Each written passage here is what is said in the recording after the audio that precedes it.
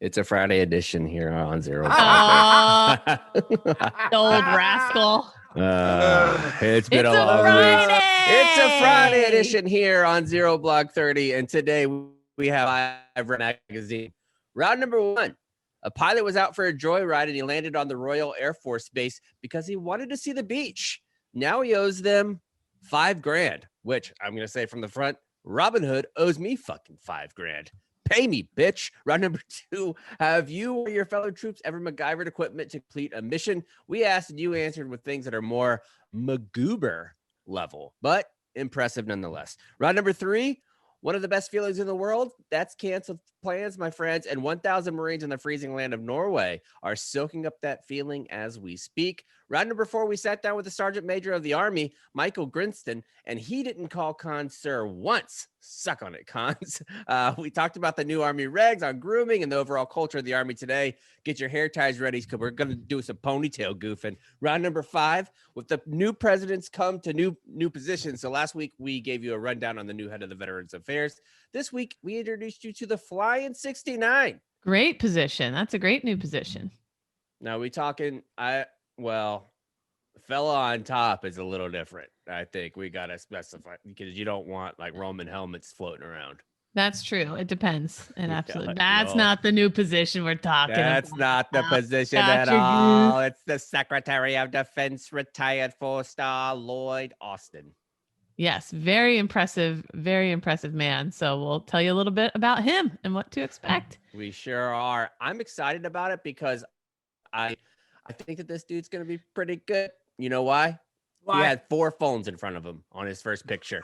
Anybody with 4 phones is fucking ready to go. 2 cell phones and 2 large boards.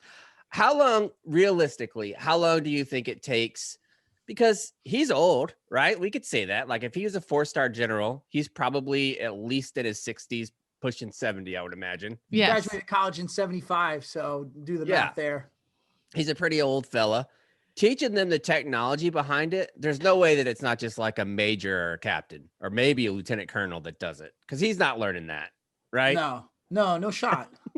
No way. He's not doing that at all. I'm just stalling really because I can't find my fucking ad reads. You look for the ad reads. Let me tell you guys, Chap sounded a little down and out at the very start, the first few seconds of this episode. The man has been through the ringer this week. I think the homeschooling is getting to him. I think they're mowing down the green belt behind his house and putting up apartment buildings. They paved paradise. They're putting up a parking lot. He's feeling it. He can feel the bulldozers bulldozing. I feel like life is just bulldozing his soul. They're bulldozing his soul. I feel like life's taking a bit of a dumper on Chaps's chest. You know what I'm going to do? What are you going to do? I'm just going to go into my closet, pull out my K9 Pro gear, the big old packs that they have, the finest backpacks in the world. I'm going to load up my shit, put it all in my bag, and just go for a little hump and just decide where the wind blows. And I'm going to just go to the state park that's up the road and sway in the wind like a chickpea.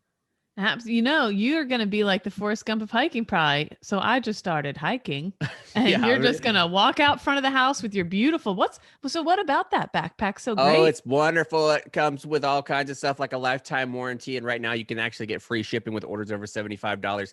Kenai also offers the ability to use Afterpay. So you could split it up. So if you get like 2 bags or something like that, you can just switch it into easy payments. And it's $35. If it's an order for $35, then you get 4 easy payments of interest-free with no credit check required. Kenai has been used all over the world and has confirmed firsthand stories of their backpacks serving effectively in war zones. Kenai is also going to give you 15% off with the best backpack ever at K9progear.com. That's CANNAE progear.com. You're going to use that promo code ZBT15 for 15% off. That's incredible. I think one thing that if you spend significant time really in the Army or Navy, or not the Army and Navy, the Army and the Marine Corps, you know what a good pack is. Oh, You really do.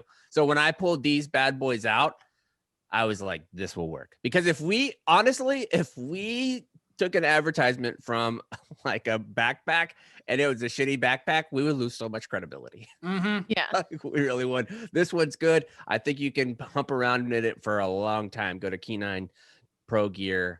Reddit.com. You're going to enjoy that. Let's get started with the show. Big news all over, not just here on Zero Block 30, not just this morning, but the Reddit world is taking over. I was talking to my wife last night and was saying, if you fuck with Reddit, like that might be the least people that you want to mess with. People who are consistently on Reddit can ruin your life in a quickness. Legitimately. Well, they're just obsessive. Alex reads a Reddit that is wholly dedicated to the Scream franchise. So 4 movies from the 90s, and there's people updating it on the daily. I don't know how that's possible, what you could possibly talk about at this point, 20 years later, but they're still on there. They're, as I said, obsessive. Oh yeah. Within each little like nugget of Reddit, there's people who just absolute experts on everything, and they know how to use computers usually pretty damn well. Well, okay, you know how to use computers. So I go to Reddit offbeat every day looking for like funny fart stories, but that's my expertise. But yeah, they're causing quite the stir on Wall Street right now. So they are, and if you've have been living over in Iraq, I bet if you live in the barracks, you know this story because we know for a fact there is some dude that has been like a finance guy trying to impress. I forget who it was. That it might have been Dan Lamoth that was talking about how there's always one intellectual in a group of Marines or a group of service members who's reading a book that's well above their reading level, but they're doing it so everybody else sees them read that book. It's like, dude, you're not really reading fucking War and Peace. That book sucks. And it's long as shit. You know you hate it. But this guy is the same guy or lady that reads the Wall Street Journal on the reg, just sitting there in formation waiting. And so he's like, well. It looks like your chickens have come home to roost. Look who's coming to the nerd now. Yeah. Yes. People, this guy Bluto tweeted out Barracks lawyer, in Barracks wealth management and financial advisor. And so this is all happening because long story short, I'm sure everybody at this point understands the GameStop and AMC and all that. But the little guys are giving the big guys a run for their money. The hedge funds run for their money, buying up these stocks and holding on to them. I ultimately think that the world will correct itself and things will seemingly go back to quote unquote normal. Cause I don't know. I just kind of, it's like the casinos. They get their money. Yeah, exactly. Yes. The house always wins. Like the bagman gets paid. I just picture everyone in the barracks like beep, boop, beep, boop. I'm going to be a millionaire now. I won't need your military. I won't need your GI Bill, sir.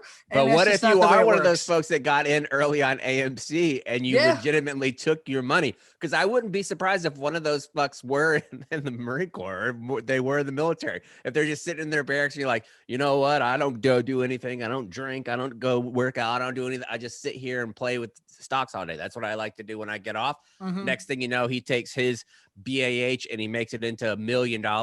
If I did that legit, if I went and if I was a Lance Corporal, hated my time, and was just buying my time in the military, and I won like $3 or $4 million by doing the stock market right, I would go tell my first sergeant and company commander go fuck themselves every day until they kick me out. Every day.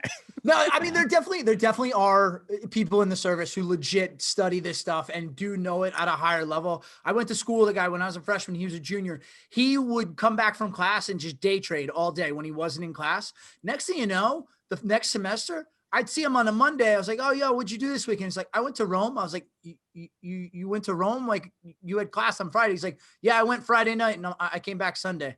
That's how well he was doing day trading. So that guy's an idiot. I mean, a 7-hour flight for a weekend. Mean, get out of town. You wouldn't even recover from the hangover. No, absolutely. I mean, 24 hours in a different continent. I think it was more for the story of it. But I think by and large, most people have a very superficial understanding of what is going on. And that's only from reading a lot of tweets. And they don't really fully understand the intricacies of what's going on and how, as you said, the chickens will eventually come home to roost. So it's interesting. Well, you're saying I'm saying we, because I don't know what the fuck I'm doing in the stock market. Yesterday, I bought my first stocks except for PIN that I've ever bought in my life. And I don't believe you. I don't believe stocks. Yeah. Dude, I didn't grow up with money. I had no idea what to do. Oh, but I feel like you're financially sound right now and you would have some investments. Well, I had a financial plan that I wanted to follow and get to a certain spot before I did any stocks or anything like that. So I'm just recently started to do that. But I think that with the military is basically like I was on Twitter yesterday. Like if I saw somebody with a certain avatar on Twitter, I was following their advice yesterday, even if I'd never heard of him. I'm like, oh, that guy has that cartoon, Zach Morris. I'm listening to that fella. He knows what he's talking about. He's going to make me a shit ton of money. I was the same exact way while I was in. I would walk into a little building that's like a portable, and there'd be some Lance Corporal, some PFC dickhead sitting there with a fucking turbo tax thing open. They'd be like, "Oh yeah, this guy could do my taxes. This lady could do my taxes. They don't know anything. Yeah, Fuck it. he reads the journal every morning. I see him cracking that thing open every morning. And then I'd get there, and the woman that was doing it, the young PFC or whoever, even when I was a staff NCO, I would do this. And she'd be like, "Well, you're getting $900 back this year on your taxes." I'd be like, "You did a fucking great job. Who knows? Maybe I should have got way more. Probably." Yeah, probably. No, probably. And that's why you have people who do this stuff for a living take care of it for you. Unless you really, I think honestly, unless you're just glued to your screen and you're really following trends and you're reading each and every day and you have a real good pulse, it's a dangerous game. It's a dangerous game because it seems all well and good when everyone's getting rich. And then all of a sudden, as Kyle was talking about before we started the show, then the big words come out and people don't understand, like, wait, I owe what? So it's interesting to watch. Last idea that I have, I think that they should have stocks, but you can put in like an Amazon gift card. Like, so you don't have it directly attached to your bank account. Like you have to say, okay, I want $500 on this Amazon gift card to go into my E-Trade account. And then that's what I'm going to mess with. And then you could just kind of learn that way. Having it attached to your actual bank account is where you get super dangerous, I think. All right, that's enough stock talk. Maybe I'll be rich. Maybe I'll quit the podcast. I doubt it. Because I didn't put that much money into it. Let's get going with round number one. We're going to do a little talk across the pond, right, Kate? Yes, we're hopping across the pond there, Governor. We're going to sweep your chimneys. Broke dirty, eh? Favorite Mary Poppins off the top of your head. Chim chimmery, chim chimmery, chim chim chimmery. I like just a spoonful of sugar makes the medicine. Oh, sorry. Yeah. Oh my God, you guys. Well, so first of all, getting onto a military base for most civilians is kind of intimidating thing if you don't have a family member on base, if you're not familiar with it. I know when I was on Paris Island, my brother and his girlfriend at the time were driving past it on their way to a vacation. And they were like, what if we just did a lap around the base and maybe we'll see her? Well, they pulled up to the gate, saw people with like the guns and everything, and they did a U-turn. They're like, never mind. It was intimidating to them. They're like, nope, we're good. They didn't Unless it's an Air Force base, then they're just like, come on in. Yeah. Water's warm. But a lot of times people are intimidated by the military and they feel that like you just automatically know this is not my property to just freely run onto. So over in the UK, a pilot has been fined more than $5,000 after deciding to land his personal private jet at a Royal Air Force airfield during a COVID-19 lockdown because he wanted to see the beach there. Caernarfon Magistrates Court was told that Richard Charles Priestley Wood, there's so many British names. Richard Charles Priestley Wood. Hey, Richard Charles Priestley Wood, 60 of Chelsea, London, appeared flippant and arrogant after being told he had landed at a military airfield. Honestly, what British person doesn't appear flippant and arrogant? True. Yeah. I believe he said, well, I never. Cons was there. Cons was on the private jet that landed. But they told him, hey, you can't do this when he landed. And apparently he was kind of a dickhead about it. He had initially planned to visit his mum in Yorkshire, but after she told him she was busy, imagine being in a plane headed to your mom's, you call her and she's like, not today, puppet. Yeah, bold move. She said she was busy. So he decided to do something else and landed at this Royal Air Force base. Of course, his diversion led to emergency services being dispatched, including fire engines, as well as an investigation by the Civil Aviation Authority. At the time of his landing, the RAF Valley, that's the base, had been closed and had also banned civilian flights from landing due to COVID-19 restrictions. On the day of his landing, Officer Keith Roberts spotted a plane overhead and thought it was an emergency, raised the alarm. Now the British Army Military Provost Guard Service is involved. There's fire trucks, there's this, there's that. So all this is happening. Wood opens his door.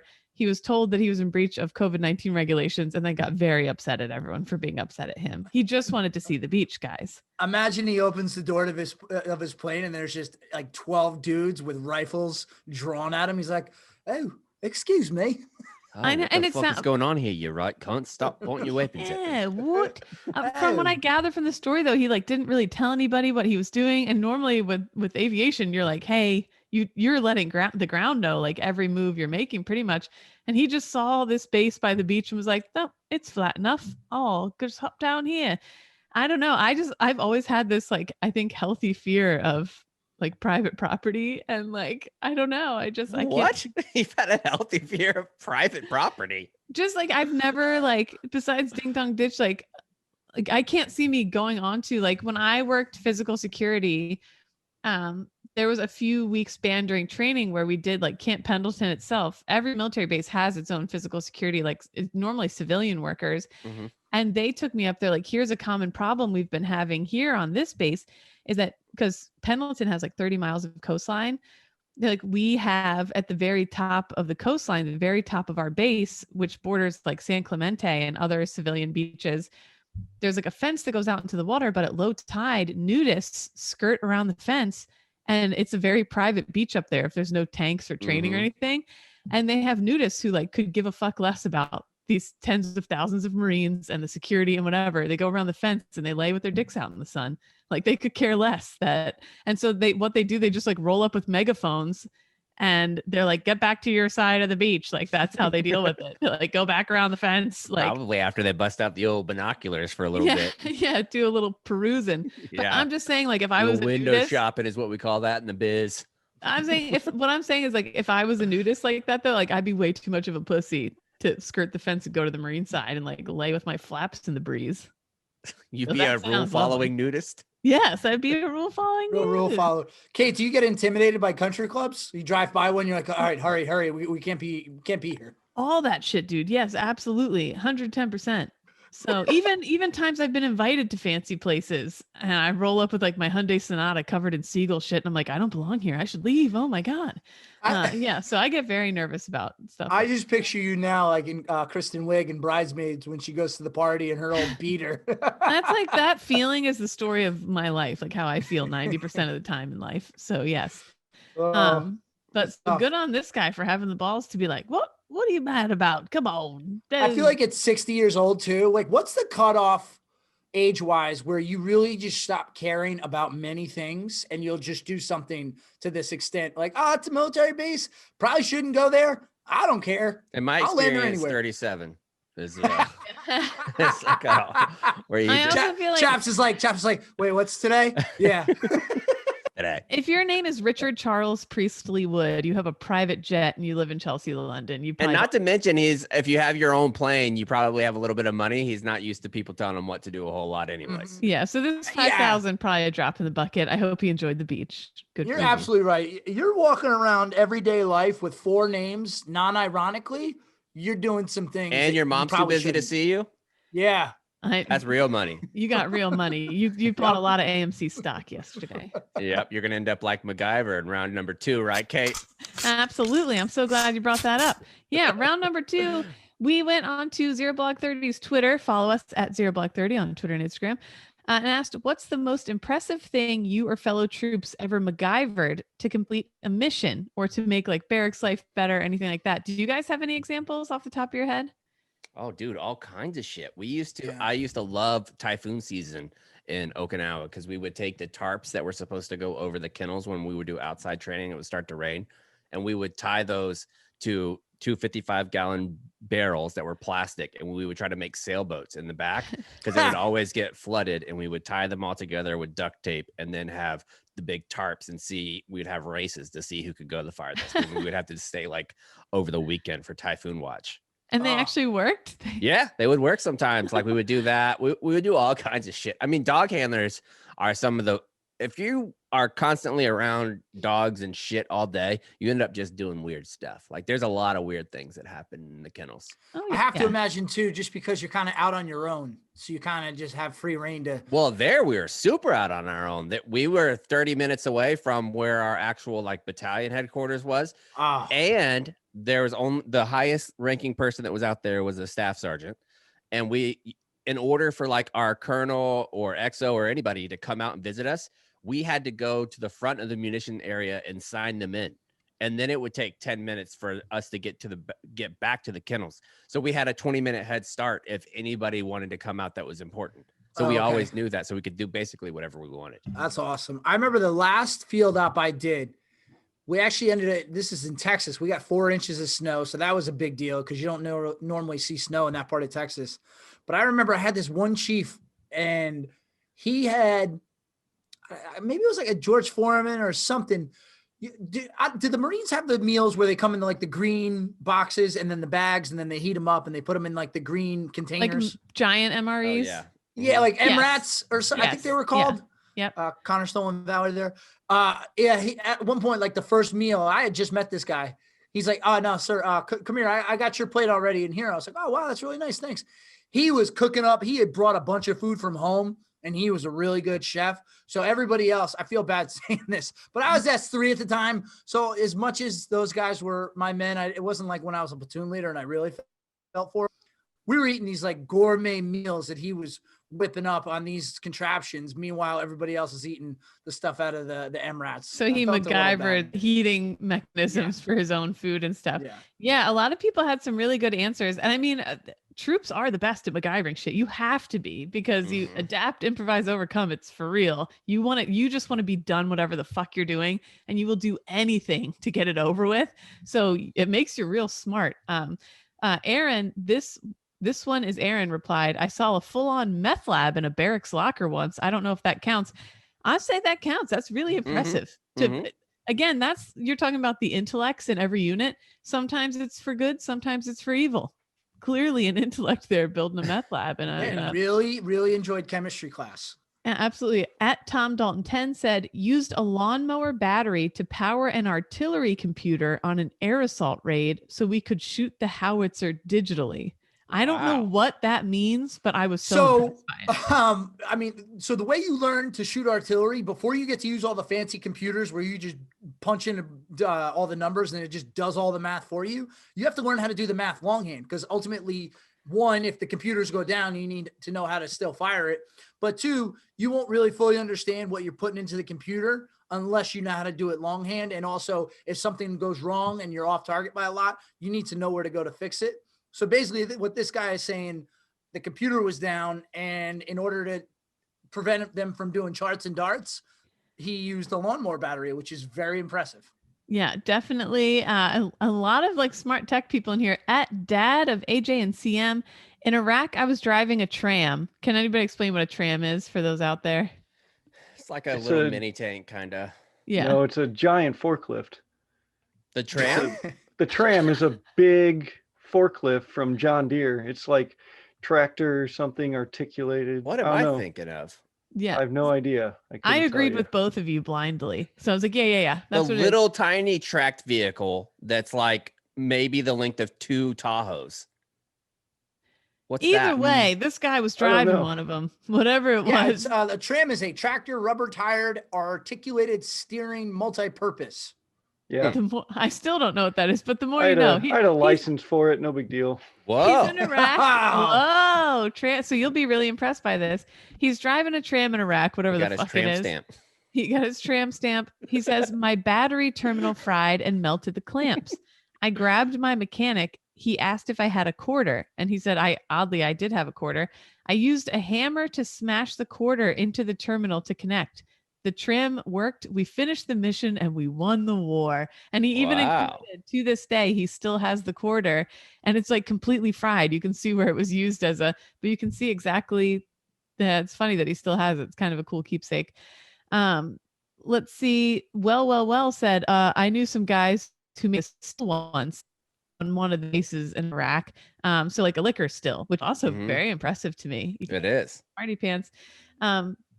The dude said points to all the homemade armor on almost any vehicle in 2004 Iraq. True. So you see in Generation Kill, they just build their own armor on these Humvees because there wasn't enough armor on them. And then just put sandbags in the floorboard. That's just terrible. Yeah, that's what Nate Fick was talking about when he was on the show here. And I had to do that when we left Iraq. I got to fly like in the cockpit for a little bit, and they had flak jackets that were just on the bottom of it because they had been getting shot at with AKs from the ground, and they put the flak jacket so it didn't come up from the belly of the plane. Yeah, Jeez. it's crazy what people have had to improvise in those regards. You think that the government would provide at least a little bit of that, but no, especially back then. Burton DJ 0311 said, I got my Blue Force tracker to actually work once. I don't believe you, Dave. I don't believe you. Our Blue Force trackers never worked. They're like little computers that we had in our MRAPs and whatever that were supposed to connect to the main base. And they like, most of the time, what are we sitting here for? We're waiting for the fucking Blue Force tracker to whatever. All the time. Yeah. I mean, that goes back to kind of like the earlier one. You got to know how to navigate yourself and get around without the Blue Force tracker. It's like today. Unbelievable how many but people they wouldn't just let you, even if you did know. Like they wouldn't let you. From a safety Hire would be precaution. like, no, you can't go out without your No. Like we know where we're going. Yeah. No, even if you know, because it's also a way to obviously know where you are when you're back on base.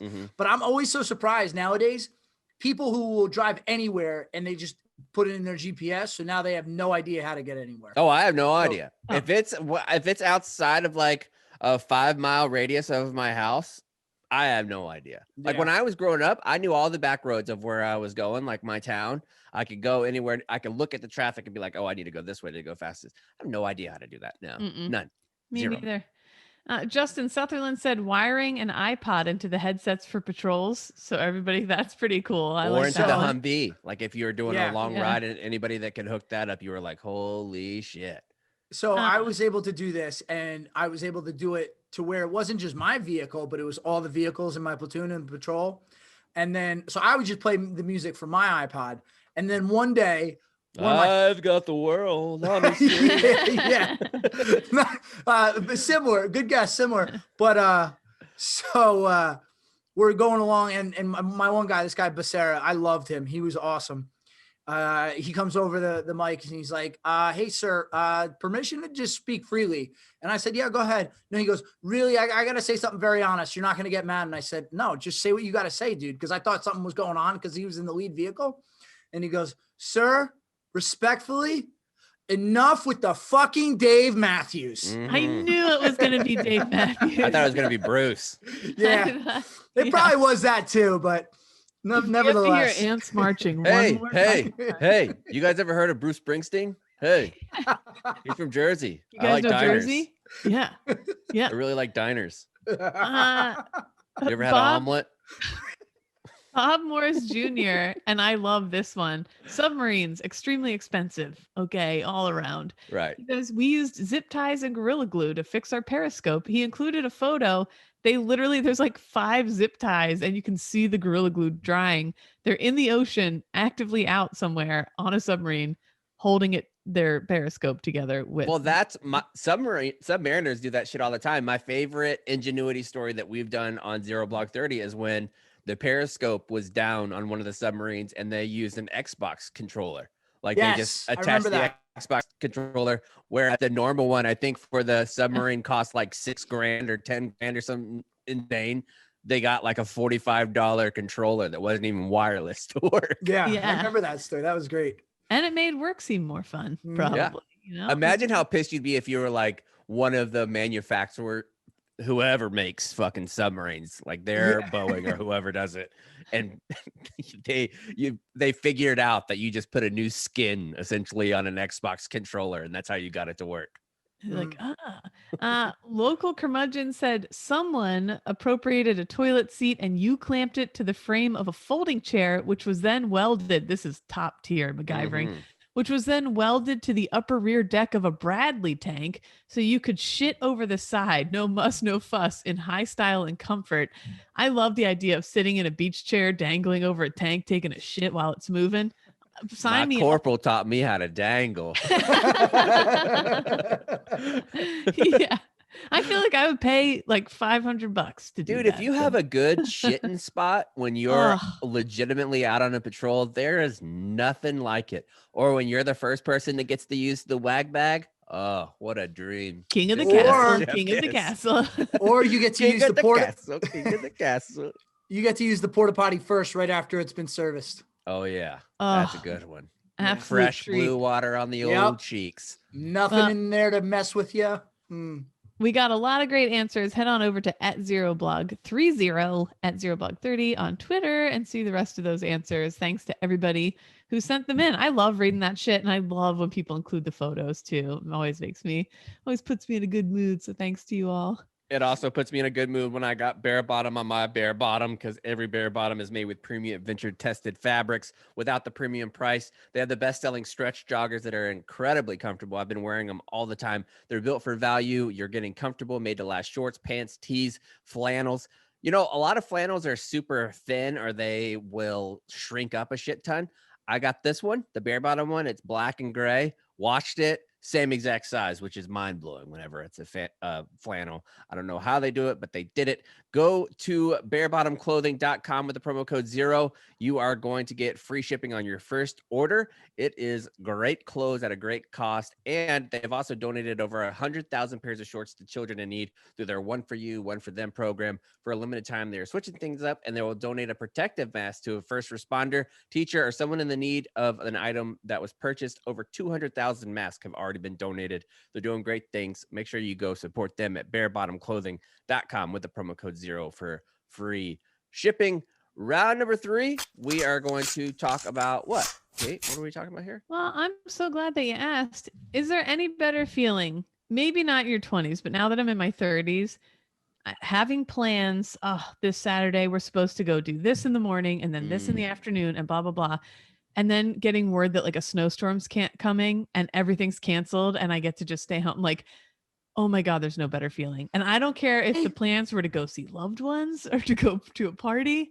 No, I hate it. I hate when plans are canceled. I love doing things. I love having things to look forward to. Because here's the thing. I don't allow myself to get roped into things that I don't want to do. So everything I have planned is something that I want to do. So when I get something canceled, like if I was going to play golf and it gets rained out, or if I'm going to somebody's party and, oh wait, we got to cancel the party, I get so bummed out. I don't like canceling plans. I don't like golf when golf gets canceled.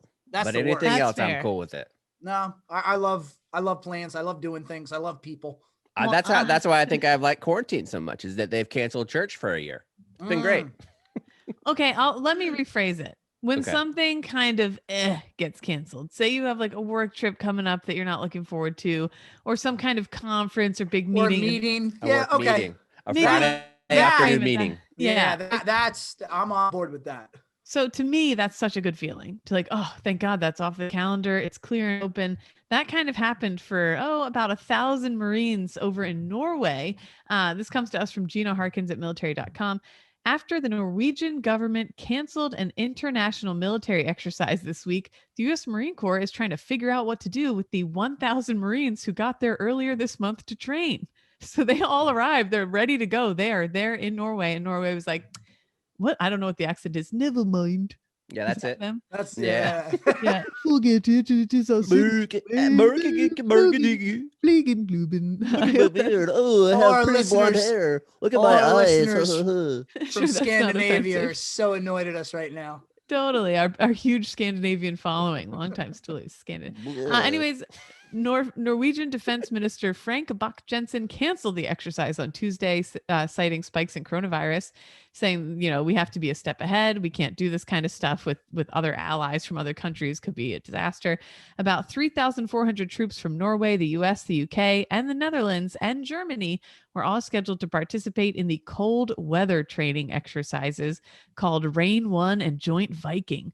All but 500 of them had already arrived to train. Major Rankin Galloway, Marine Corps Forces Europe and Africa said there will now be a controlled termination of the exercise in line with restrictions. And so for about a month now, 1,000 Marines have been hanging out in Settermoen, Norway. Who knows what they've been doing? They're about 100 miles. This is not the first time that this has happened during COVID, where they've had a massive movement. One of my buddies is a master sergeant now, and he had to go to Guam. They're going to do a Pacific theater tour on like a MEU. Well, they get all the way out to Guam. They're supposed to do this training with Guamanians there. As soon as they get there, they cancel it. So they just are like hanging out, doing nothing. He was like, we essentially just field dayed like a bunch of barracks in Guam and then went back to Pendleton 2 months later. Yeah. And that's essentially Just real quickly, current weather in this place in Germany, 19 degrees, real feel 7. So Oh, not up in the best. they're 100 miles. They're near the Barents Sea, 100 miles north of Settermo in Norway. So they're in what's considered Russia's naval backyard, and they're like Oh. looking at it. They can see it from their house, and now they have Russia's so weird shaped, right? Like Yeah. Russia is just enormous. When you think about where Russia goes, where you could be above China or you could be in Norway and you're still in Yeah. Russia. It's crazy. Real quickly, so I was on the Dozen Trivia this week, and there was a question: 3 largest non-English speaking countries that span 5 or more time zones. Okay. And the first 2. Oh, I want to guess. Okay. Well, no. So I'll give you. We were given the first 2. Had to name the third. First 2 were France and Russia. What was the third? France and Russia. I would say that span it. United States. Non-speaking. Non-English speaking. Kazakhstan. Damn. Brazil. No. What? Denmark. Fucking they have 5 time zones in Denmark? They own Greenland. My favorite place in the world. Yeah, but still, Denmark is little. Like that's That not. could be I mean, it. Yeah, but when 5 you time consider, zones. but when you consider Greenland, because I'm sorry, it was the country and its territories. Sorry, that was part of the question. I didn't. Oh, I well, now left you out misled that. me, Cons. Way to Yeah, go. I'm sorry. Way to go. Well, We anyway, would have got it if it wasn't congrats for to those 1,000 Marines who are going to be freezing their dicks and flaps off up in Norway, who now get to stay roasty toasty playing fuck games probably inside some shithole barracks up there until they can go home. I wonder if they get any sort of alcohol. Oh yeah, you're in Norway. You're drinking. Yeah, If it's probably, cold, they're right? definitely drinking. When you don't have any training to do, they probably are showing up at like 9 o'clock and doing PT and then going home at 1, Yeah. You know what Let they're me probably doing up in Norway by the sea? jerking off. Besides jerking off, sea shanty tunes. I bet they're falling into the sea Oh, shanty yeah. tunes. I will Decent, say, decent. having gone on many a ski weekend trip, there is nothing better than it's snowing outside, freezing. You're inside, fire's going, you're rocking some sweats, you got the booze, it's flowing, you got music, maybe you're playing drinking games, maybe you're playing some other games. So hopefully that's the setup these guys have. They're all in their PJs and they're drinking, and The ladies have their pocketbooks down, they're dancing. Mhm. Yeah. Absolutely. I love it. Yep. Yep. All right, let's talk to the Sergeant Major of the Army. Here he is. Joining us now on Zero Blog 30 is the Sergeant Major of the Army, Michael Grinston. Sergeant Major, welcome to Zero Blog 30. Oh, thank you. Thanks for having me. Absolutely. So the big news of the week, the big news, grooming standards in the Army are changing rapidly. And my first question is, why now? Why did all of a sudden, after years and years of people complaining, why all of a sudden did you decide, all right, we're finally going to do something about it? Years and years here. So I actually do take us back. It's actually more routine than people think, I will say. And I know this because in 2015, we actually was the last review from the Army. So I questioned it because at the time I was a division sergeant major, and around that time frame, and I was a division sergeant major, and Sergeant Major of the Army Chandler called and said, "Hey, you're going to go and you're going to review some of the hair policies." So I'm like, I said, "Are you sure you got the right person?" Yeah, you're pretty squared away there, Sergeant Major. Yeah, this hair hasn't changed in a while, so it's kind of it's a little more bald maybe. But so we've looked at the policies in the past and said, "Hey, do we have our grooming policy right?" And at the time, we just come out of a new policy, braids were at 1/4 of an inch, and some people had said, "Hey, that's too small for a braid. How much time?" So we spent 3 days looking at that, and that was when I was a division sergeant major, and I remember that. And now, why fast forward? This is just I think it's time for us to look. Do we have the current grooming standards based off of where we're at as an Army? Are there any one group that we're disadvantaging because of our grooming standards? So now was the time to review it. And I think it was appropriate that we need to look, are we being inclusive? And are we looking at diversity through all this? And all those things that happened the year just kind of highlighted it. But this is a review that I think was just due.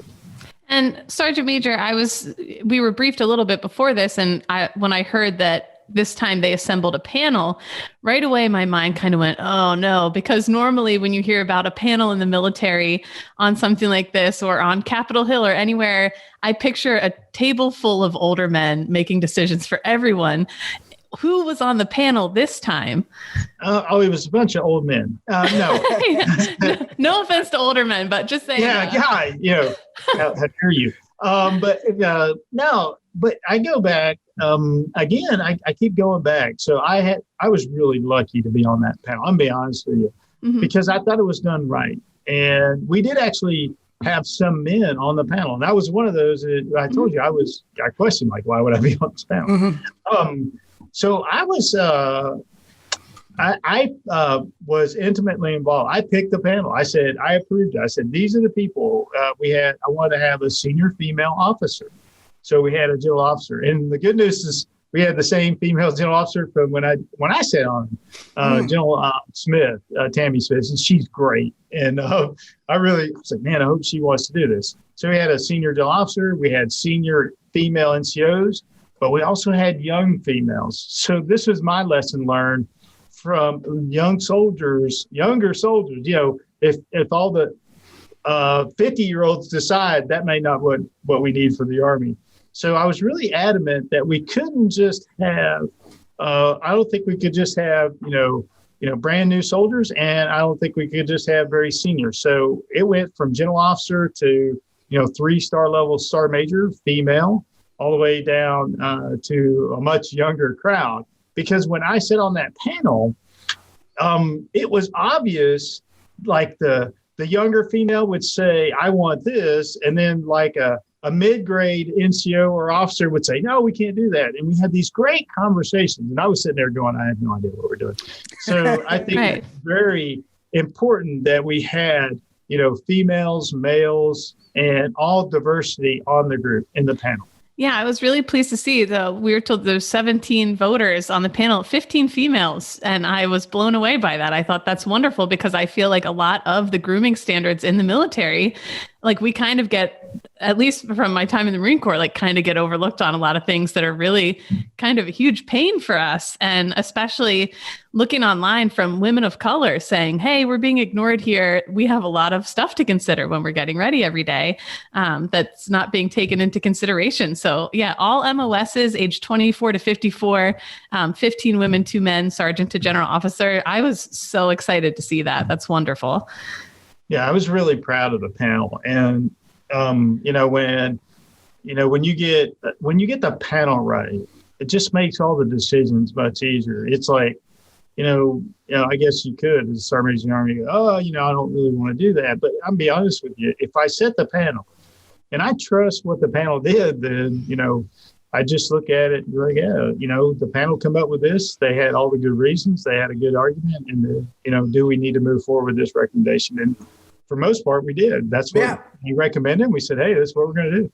Yeah, and as I just need to echo what Kate said, I really applaud the fact that you were willing to do that, and then just put the faith in the panel that they would provide you with good guidance, and then to have the foresight to know that you would put your trust in those individuals and they would come back with the right answers. So what are some of the changes that are going to be implemented that you think will resonate throughout the Army and be hopefully applauded? Well, I think, there's a couple that are big ones for me. And I think I didn't know how many soldiers were passionate, women soldiers were passionate about earrings. So, the Air Force has earrings in their combat uniform. The Army doesn't.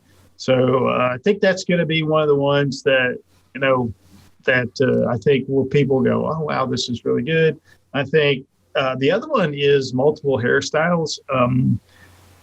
And I'll be honest, again, I look at my hair and sometimes it's hard for me to know, is that 2 different hairstyles? Is that one? All I got is one. But how important that is, what I didn't realize, especially for the bun, is that, does it have to be a bun? In the back, I think the earrings is going to be the one, having 2 hairstyles, I think is good.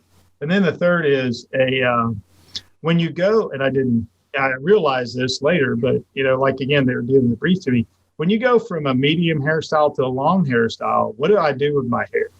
So we're going to allow a short ponytail while you're trying to, if you want to grow your hair longer, you could have this short ponytail in the meantime. I think that's going to, I'm hoping that will go over well, but you never know. And then lastly is, it just makes sense is, when your hair gets really long, I can't, if I've got, and everybody will understand this, so I get my hair in a bun. I've watched soldiers and that helmet hits your head and you're trying to go to the rifle range. You're like, can I take that down? Mm-hmm. So we didn't have that rule. It's like, well, yeah, why would we make something so uncomfortable? And same for the aviator helmets. You can't have your hair in a bun and put the aviator helmet on. So it doesn't make sense. We just got to adjust it to some of the things that we have. Of course, we always looked at, safety. We don't want any soldiers to get hurt doing that. But it's not just about, the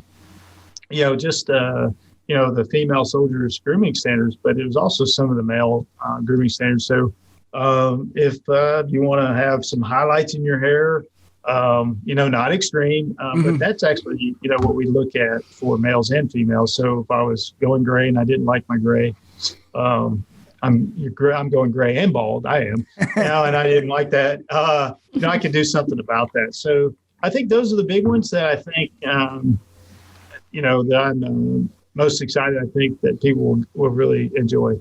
I think the one that most people wanted to address and we didn't address, and maybe we'll look at it later, is beards. Had a couple people tell me, they're ready to get out of the Army if we don't approve beards. So I'll just go ahead and say it now so people can go ahead and hate me and say we're not approving beards yet. So why did you stand firm on that one then?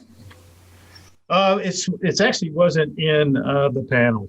So that wasn't a topic that was brought forward. So we had a whole set of things we looked at for diversity inclusion. And these things really were the biggest topics we had. That's number one. And number two is we already have a policy that allows you to have a beard. So a lot of people, it's actually not true. I mean, if you have a valid reason to have a beard, there's already a way to have a beard in the Army if that's required. So, and we've had more, sometimes it's for a special mission. Sometimes it's for a profile if I can't shave the right way. So there's ways to do this. It's not as open as everybody gets one, but there's already a policy that's there for that. And that's one of the reasons why it wasn't brought forward.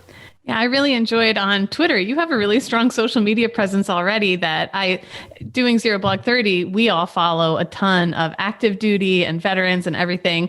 And you've been making waves pretty much every tweet you do. I see kind of splashing across the Twitter sphere. And one of my favorites was a gentleman telling you, I'm getting out of the Army if we can't get beards. And so you just linked him to a transition assistance program on Twitter. You're like, well, they'll help you get out then. That's okay, buddy. We'll see you later. Yeah. I thought that was fantastic.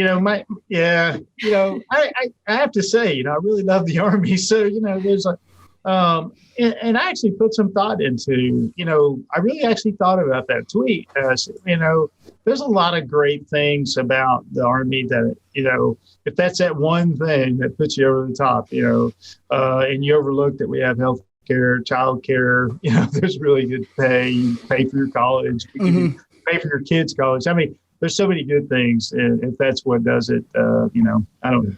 So speaking of social media, though, you're very active, and I think that's fantastic to have that platform and to utilize it in such a way that is not robotic, and you actually seem as though you're a normal person on social media. Are you given any guidance from anyone? And then in addition to that, what do you tell soldiers on how to conduct themselves on social media? Well, we have a policy, or a little phrase, but there's a little, I can't remember what kind of exhort or something we did put out a few years ago. Think, type, post. That's always a good one. Mm-hmm. It's not free reign. You can't, just talk, say whatever you want in social media. If you're in the military, there's all rules that kind of go to it, so, but I think we do have to be, open to suggestions, and we got to understand that this is how, a large portion of our country communicates, and I think helps us get all the things out. So I still go back to, we have to come out, communicate the best we can to our soldiers.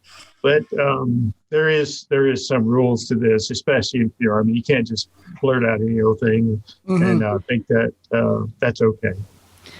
And you're coming in at a time when I know there's so many big topics that are making the news right now, but especially sexual assault in the Army, everything that was been going on at Fort Hood and things like that. And I saw that they're also the Secretary of Defense. You said you're in full support of the endeavor. He ordered a comprehensive review of the sexual assault prevention efforts within the U.S. military. You're fully on board with that. What can we expect to see coming forward with that? This is, I look back and say, I've been, I don't know, maybe I wouldn't say my whole career, but I would say from a brigade sergeant major till now, this has been, a topic that's really important to me. I was one of the first brigades to have women in the infantry unit before we actually changed the law. I was in 4th Brigade of 101st.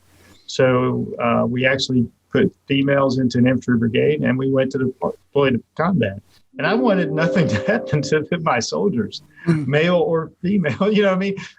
So it was really important that we get that right. So then fast forward, when I took over in August of 2019, I looked at it from a comprehensive look. As I said, it's just about building a cohesive team that looks at leadership. And at the end, I said, if we can get a cohesive team that really cares about the people in our team, or I said my squad, the people in my squad, if I really care, and we're fit, disciplined, well-trained, all those other things would get better.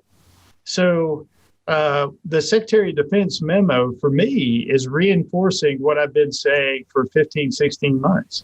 I believe in my squad, and I don't care who's in my squad. They're in my squad, and I need to take care of them. So we have a lot of things that we've been working for the Army. These things have happened this year. So I think the response to the Secretary, I'm excited about what he's saying, because that's going to help reinforce what I've already been saying for 15, 16 months now. So then how do you feel just this week? President Biden has come out and he said he plans to repeal President Trump's ban on transgender individuals being in the military and serving in the military. So where do you stand on that? Well, I've been in so long that I've already had the old administration and the new policy. Whenever the policy comes out, we'll look at it just like we always have. But this is about a standard. Can you maintain the Army standards? Are you following those standards or you're not? That's all. That's the only thing that, there'll be some devil in the details that we'll have to look at. But that's kind of where I stand. If you can meet the Army standard, then you can stay in the Army. Mm-hmm. Yeah. That's kind of. Well, it's been great to see from sexual assault, grooming standards, promotions, behavioral health. Just a quick scroll through your Twitter shows that you're really active and you have your finger on the pulse of these things. You're actually paying attention to it. And I think that means so much to especially the lower ranks in the Army to know, okay, he cares, he's looking out for this stuff. But anytime you make changes, and you said it in your tweet about the grooming standards, all of these will be universally accepted and not controversial at all, because what's coming. When any one of these topics, anything you say, there's going to be that old vet, well, back in my day, and the Taliban's going to grab him by the ponytail now, and like all sorts of things. Oh, yeah. I've actually heard that. Yeah, somebody's actually said that to me. Well, I'm really worried that when we do hand-to-hand combat, that's something to grab onto. I said, okay, well, we'll just let the other soldier, because we don't really employ our soldiers by themselves. We'll let the other guy shoot them, or gal, never. So, yeah. But you're right. Go ahead. Sorry. No, but what so far have you seen any backlash yet? Because I know some of the details have come out. Has there been any big backlash? And was there anything that really surprised you, kind of circling back to the grooming standards of, oh, wow, I never really thought about that or considered that before? Not yet, but it's coming. So Yeah. You're right. Yeah. Infantry Randy is going to be tweeting at you. He served back in '85, and he's real. Oh yeah, you've ruined my army. Yeah. Let a male have highlights. There's a pony. I don't know. It's just, I can't think that just comes with a job. You just you try to do the best, try to listen to your soldiers. But if you're trying to make something that's going to please everybody in any job, and that wouldn't be the Army, that could be Walmart, Burger King, or, Starbucks corporation that large, that, whatever you do, it's not going to be perfect. I like to say we try to get better at all the things that we do. We do want to be inclusive. We do want to have a diverse Army. And anytime we can look at that and make it a little better, we'll just keep doing what we can. And there'll be some on each side that, say, I can't believe you did that. I mean, so it sounds like you have a genuine care for all of the soldiers in the Army, which is obviously fantastic. How do you balance advocating on the enlisted side and going against maybe some things the chief of staff might come out with, and balancing that care with what the Army mission is overall? Well, it's so, we, like I said, it goes back to, kind of the standards. So, the chief of staff of the Army, believe it or not, there's not, a lot of times he goes, oh, we're going to do this. And, that's not good for our soldiers. So I kind of disagree with that. He actually he's a really good boss, and he deeply cares about his soldiers too. So we look at it and said, hey, is this, harmful for our Army? Do we have a standard that we need to follow? If we do, I think that's what's good. But, we, like I said, we do have our own culture. It's our Army. You got a couple Marines on here. It's a little different. So I think it's okay to have a little bit of a difference between militaries. It's good to have your own culture. I think, that's going to evolve over time to be more inclusive. But this is, the chief has said it. He said people first. So that's our number one priority. So I think we're all in line with that. And that's how we look at it, maintain the standard, putting our people first. But that also doesn't mean a lot of people say, well, people first, you just forgot about readiness. That's not true either. So in the Army, I'm not sure about the Marines, but in the Army, this is all about people. We equip our people. We don't put people on equipment. So when I say people are first, I think that is readiness. So if we have less sexual assault, that means and less sexual harassment, that means our people are ready to go do those missions. That means readiness is higher. If I can make it easier for people to qualify with a weapon and then not worry about, putting the hair in the perfect bun, and they get better qualification standards, that is people first, and that's making us more ready. So you tie those together, in my opinion, they're synonymous. Yeah, I think that sounds common sense. What the heck? What's happening? Back in my day, don't tell anybody, because there's that other half of the group that says, the sergeant major of the Army has no common sense. So, don't get rid of that. I mean, you got to like some controversy, every once in a while. And just for our listeners out there, I usually do just a small list of questions so people can get to know you a little bit better, who maybe from the different branches or anything like that. So I was going to go through just a quick list. I've already been told you're a big Alabama fan, big Bama guy. I could kind of hear it in the accent, I guess. Now, winning matters. Winning matters. That's right. So That's right. I guess this year is the year you asked me the right question. But yes, right. I'm an Alabama football Roll Tide. Big Roll Tide, big Alabama football fans. So we know that. Besides where you're at right now, favorite duty station? Ooh, well, I'll put it in two spots then. First of all, I will give you a very bland answer. I truly believe, and I honestly believe that, is every duty station I've ever been has some great things. And if you look for bad, or you go, woe is me in this location, it's just going to be bad. I don't know how to get around that. So I've been in Kansas, and we loved it because my family was together and we made the best of it. That's overarching. But to answer, so clearly, Sergeant Major, you were never stationed at Fort Polk. Clearly, I've been to Fort Polk, I got a couple of months of my life at Fort Polk, as every soldier does. Yep. But it's hard to beat Italy. So I usually give you 2 locations. Italy, I love being a paratrooper. You're south of the Alps. You're an hour to go skiing. You get to jump in Czech Republic, and every once in a while you jump into Bunker DZ, which is extremely hard, the drop zone. But being in Europe and being a paratrooper south of the Alps, it's a little warmer than it is in Germany. It was just an unbelievable experience. The training was hard. The leaders were great. And, we're in Europe. I lived there for 3 years. And then in the States, one of my favorite, like I said, I could probably name something great about each one, is JBLM. It's another great duty station. A lot of hard training, a lot of hard work. And one of the places where you're really close to a large city, you could go in the mountains, go snow skiing, you could go hunting, or you could go downtown Seattle. So there's all these things. But again, most of the part, what I like to tell people, please, whatever you do, when you go to some place, try to find the good in it, because you'll find a lot of great things to do. I was doing something on the show even for a at while. Fort Polk.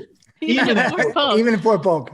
I was doing something for a while on the show where I said, if you're lower enlisted and you're stuck at some duty station you hate, hit me up. I'm going to come up with the perfect itinerary for you. And I was sending guys on tubing trips, and you'll find some cool stuff out there. Most embarrassing, funny moment in uniform that you can remember where you were just like, oh my gosh. Anytime that, you get out in front of people in your uniforms, probably, backwards, or your name tags are on the wrong spot. That's usually an embarrassing, funny moment. I can't really think of one where I thought, man, that was just terrible. Other than that one, that I was walking around with my name. We first came out, you had everything sewed on, and I was so excited. We got these new Velcros, and then I had U.S. Army, my name tag switched up. So it's like, man, what a rookie move. Yeah, that's a bad look for you. Yeah, that's not a good look. But I can't really think of anything too bad other than. Okay, last one for me. It's not up to us. You have to join another branch, and the Army is not an option. Which branch are you going with? Oh, well, that's not, well. You don't have to answer. That would be tough. I guess the closest thing, it's a distant second, would be the Marine Corps. Yeah. Because that's the one that we kind of get along. But all the services are great. I get along with all the senior enlisted advisors from all the other locations. But I think the one that I would assimilate to quickest would be the Marine Corps. Probably so. So, all right, I have two last questions for you. The first one, you can be honest. You're not going to hurt my feelings. What is the one thing about the officer side of the house that irks you the most? Because my co-hosts and producer, they're all enlisted. They give me a hard time about a lot of things. So I know there's a lot of options for you here. So what is it that irks you the most about officers? Well, yeah, I wouldn't say there's one thing I go, there's so many. Say again. There's just so many things. There's no. I think sometimes I would just praise it as leaders. There's some things when a leader doesn't follow the rules. There's no. I think when I first came in, there's a lot of officer. This is NCO business and officer business.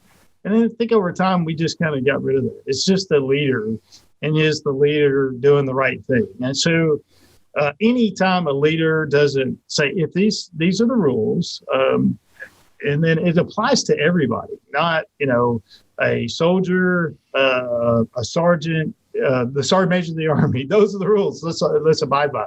Mm-hmm. And that's what I would say for just leaders is just set the example for your soldiers. And then the good news for me is if you don't like the policies, then change it. Right. And all right, and this is my last question. I'll leave you with this. So often on our show, we discuss and advocate for paying attention to your mental health.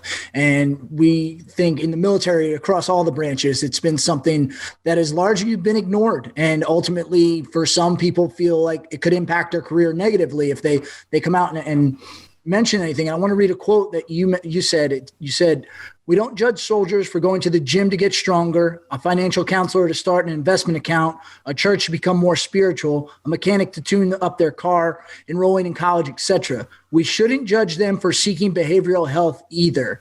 So my question is, how do you see where we are right now with mental health awareness in the Army, and how do you feel we could get better going forward?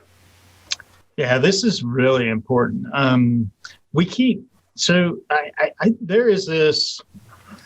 this huge divide, and I'm not sure where it's at. It's maybe at the division level or some level where we keep saying the same thing.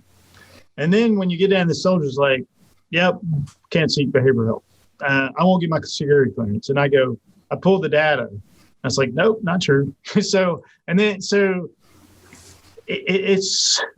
got to get past the urban legend of it's not okay to seek behavioral health. And and it takes so long for us, I guess, to really, because the senior leaders keep saying the same thing. And I just saw, like this weekend in Korea, they're doing what's called a PMCS, preventive maintenance checks and services of the mind. And you're going to go through and they're going to run through for normal PMCS, you go to motor pool, you do it once a week. It's just, tuning up your car, you tune up your vehicle.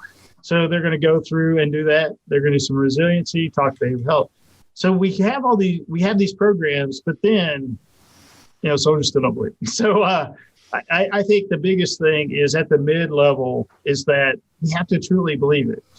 I think here's the problem, just personally, that we have with this is that sometimes there's more than one thing. So then we've gotten, if I get DUI, I go to behavioral health.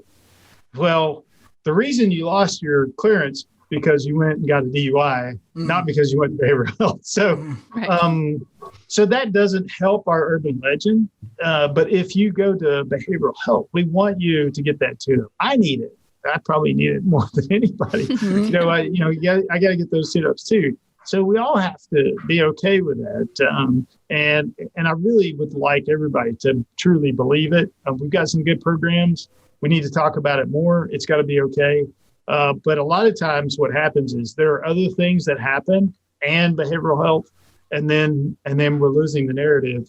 And I'm not sure how I'm going to get past that, because sometimes when you have domestic violence, and they do need to go to behavioral health, but the reason they're going to be in trouble is domestic violence, not because of the behavioral health. Right. They're unfortunately going to be intertwined and linked together. And, it's no surprise that after 2 decades of armed conflicts that our soldiers have seen a lot of stress. So it stands to reason that we're going to need to work on our mental health. So I really appreciate that you're out there leading from the front and advocating for that. And I think obviously leadership starts at the top. So if you're advocating for it, hopefully all the leaders below you, both officer and enlisted, can take a cue from you and really feel comfortable advocating for that at their levels too. So I really appreciate that. Sergeant Major, it's been great. I think our Army is in great hands with you, and I really appreciate you taking time to speak with us today. And thank you very much for all that you're doing for all of our soldiers across the world. Thank you. No, thank you. I like the Sergeant Major.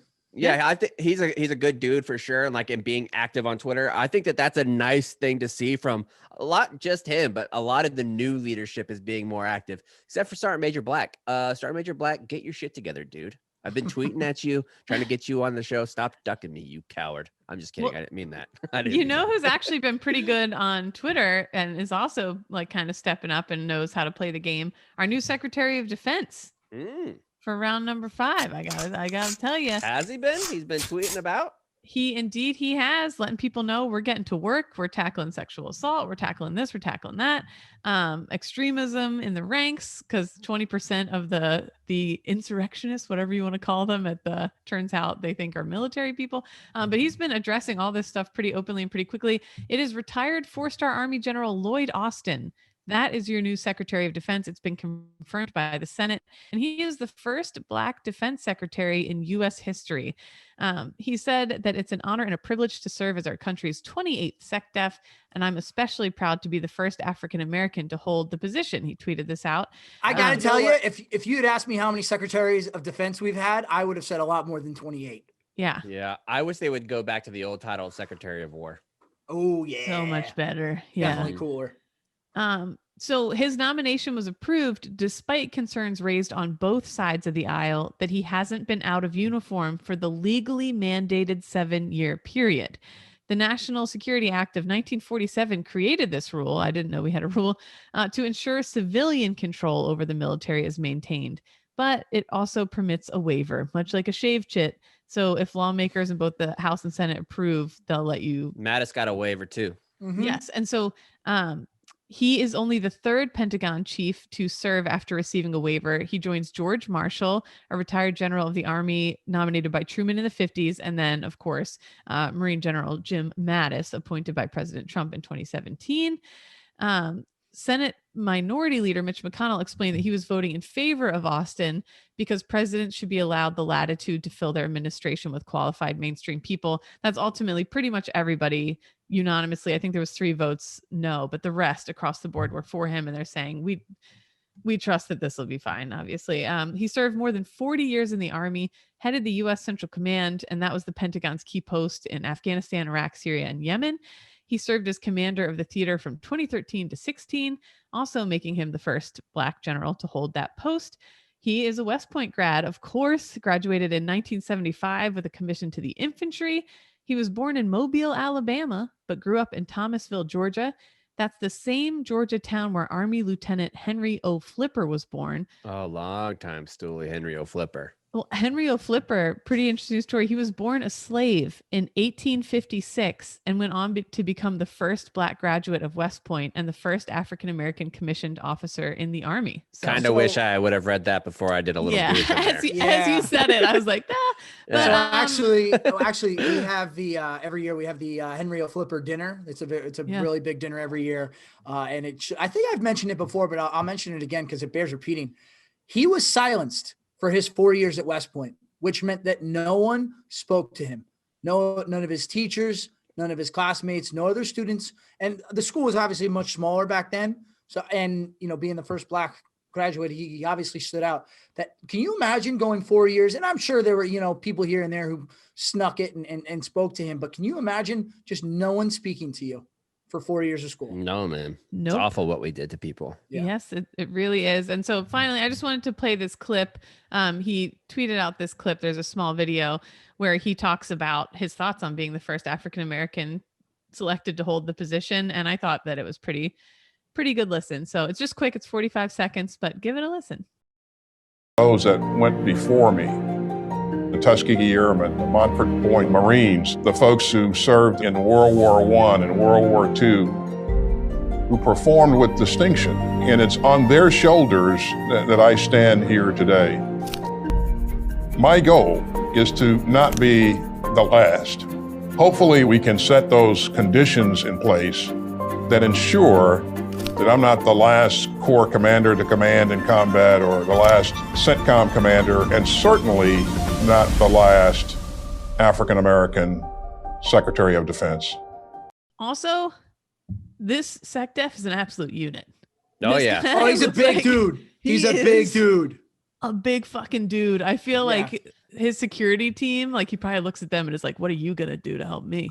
Like, I got this. I don't know. He seems like a pretty tough. I wish they would have, whenever somebody gets drafted, like in the NFL, you can go to their stats and like get what they are. Like he's 6'3", 240, runs a 4.6 40.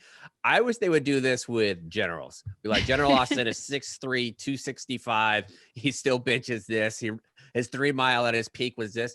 Like if you had a list of generals on their shit and had like their times of when they first joined, so you would know how fit and squared away they were. That would be awesome. With, like Absolutely. trading, like baseball trading cards. Like, Yeah. Oh shit, you got a John Allen? Oh my god. No, it's true though, because so much of the military is judged, you know, before you can obviously get to know someone. Oh shit, I got a rookie John Glenn. But I often tell people, like, I get asked all the time, like, you know, for advice about, you know, new officers. And I say, one of the easiest things to do when you get to your first platoon is just be the best at PT and be able to smoke everybody in PT, because for as stupid as it is, Goes a long way. it goes a long way. So yes, you're right. Knowing the height and weight, and you walk in and this dude, imagine you're some country that's, you know, fitting to act up against the United States, and Lloyd Austin walks in the room, you might think twice. we have Is a it pull-up you, bar John in our. Owen? Is it me? Yeah. Yeah, That'd have be a pull-up bar. Yeah. Uh-huh. I What- want to see what's going down like at the Pentagon. I wish that they would let us in bed, like how they do Hard Knocks. Yes. The next time there's big changeover in the Pentagon and we're still doing 0 Block 30, I want to do Hard Knocks. I want to do ZBT Hard Knocks, where we go to the Pentagon and we follow him around all day and be like, all right, so you see that Lance Corporal back there, you should be buffing the decks. He's not. What are you going to do about it there, sir? Mhm. How about that? I like that idea. I'm here for it. Uh-huh. And All I right. think we could get him. None of the ones from the Trump administration came on. You want to really stick it to the man, General Austin? Come on the show. Come on the show. We'll That make could you a work. baseball card. That We could will- work. I will. So, all right. It's a promise. Speaking of, if there were baseball cards for all the leaders and prominent figures in the military over the years, who would be like the Honus Wagner or Babe Ruth type card for the Well, military? I think it would easily be Audie Murphy would be up there for sure. Yeah. You would have Chesty Puller that was there. A You would- super rare one of Ophame Johnson doing the Yeah, with her. doing the You got- Cunnilingus sign. Yeah. Neil Armstrong, Buzz Aldrin, Michael Are, Collins. are we really slut shaming female Marines, Kate? The first one. No, I'm celebrating. I'm not saying she was. I'm saying she was just fun. I had no idea that Kate was going to end the show today by saying that Ophame Johnson could eat the shit out of some pussy. What is going on, Kate? It's like guys doing the jerk off motion. Okay, Is it? Doesn't mean you're good at jerking off other fellas, but if you are, good for you. True. Listen to Out and About, starring Kate and Boston Pat on the show as well. Yeah, but I think Chesty, Audie Murphy would be up there for sure. You'd love to get your hands on a young Custer. I think a rookie card Custer Ooh. would be good. What if it Yeah. was like Pogues, where you could get a bad one that you're like a Bo Bergdahl? Shit. Yeah. No. Yeah, oh, yeah, you're opening the pack. Oh, Bo Bergdahl. I got Shit. another Oh, Bo. fuck. I got a Duncan Hunter. Ugh. Can't even I trade got- that for anything. Fuck. Well, you're lucky. I got a Duncan Hunter rabbit card. God. Good times. All right, let's move on to save rounds and alibis. Kyle, we'll start with you. Just want to go back to the stock stuff. If you really want to be good with your stocks and shit, all you military barracks experts, just max out your TSP and use that. Don't be a fucking idiot and lose all your money in the stock market. Just max out your TSP. If you only stay in for 4 years, you can have a good bit of money. And they match the TSP now, which they did not do when we were going around and not using our TSP, because we could do much smarter things with that money. So yeah, Well, the Just be best advice careful. for the young Marines, or young people out there, do your thrift saving plan and don't be in debt. You will never, ever make as much money on the stock market consistently as you will if you pay down your credit card. Your If credit you're card is low at like enlisted- 17-20%. You're never going to make those consistent returns. Don't listen to Kyle. Don't listen to Chaps. Don't listen to these vanilla snooze fests. Go out there, spend your money, crush some puss, hop on some lean. crush some puss. Spend Yeah, some take your dollar financial bill. advice from the lady who consistently loses her credit card at every bar in New York City. Go live a little bit. Don't Who listen to gets these super nerds. nervous Go- and super general at the end of the bar night, and we'll end up tipping a waitress $75 for a Heineken. Team Go lose YOLO your over car here. for a few months. Just live. Kate, the fact that you can't do, basic tip math is What the fuck is happening preposterous. right now? Uh-huh. Train your TSPs. Let's get her. for life. Don't even look back. Well, Train- you need it after what you said about Ofame. You deserve that last part. Yeah. Honestly, I'm very. He would high five me. She probably would. She was probably getting after it. Oh, Ofame. Yeah. Yeah. Oh, low for me. Ofame. Straight up 10. 10. Hmm. Not that I mean like pro cons. Not This is gonna go over well. Whatever we're doing. yeah. All right. Yeah. Cons. What about you? For what? Save rounds and alibis. Dave Rounds? Oh, yeah, sorry. Only Wow. 334th episode. I He hadn't was, heard- he was sitting I there totally playing forgot. Dave Matthews in his head. He was Yeah, I had some Lionel Graves going. No, I forgot you had already went into that. Sorry. Anyway, sorry. I was watching The American President this week with Me Martin too. Sheen. Yeah, it's on Netflix right now, so it's enjoying a little bit of a resurgence. Our guys, Aaron Sorkin, Rob Reiner of Few Good Men fame. But so there's the one part where he's two parts really. One, the tradition of everything they do at a state dinner. Had you ever gone to one, chaps? A state dinner? Yeah. I've been to a state dinner, not sat down at a state dinner. I had Okay. to stand up one for a long time. It sucked. Yeah. So between that and then he's walking, what's her face, Sydney through the White House, and they go into the room with all the different china, Mhm. and she's all enamored by the history. So my question is, The plate room. plate room. There's obviously so much history abound in the Uh-huh. White House. Roughly, we'll just say roughly the last 20 or 25 presidents. How many of those 20, 25 presidents do you think really cared about the history that was in the White House? Oh, that's a great question. I can't imagine President Trump read too many history books before he took office. Didn't seem like he's sitting down perusing some of those stories. I don't. President Obama, I definitely think has a firm grasp on history. I would think W did because his family is so military, and like Mhm. growing up with HW as a dad, it would be hard to have that passion not rub off on you. So I think Yeah. W and HW for sure. I don't think Johnson gave a fuck. I think I don't think Johnson. Johnson. I don't think No. Clinton gave a shit. Nope. Yeah. Clinton was Yeah. just jerking off the pictures of JFK wherever they were. He just wanted to be Mhm. JFK so bad. Right. Yeah. Mhm.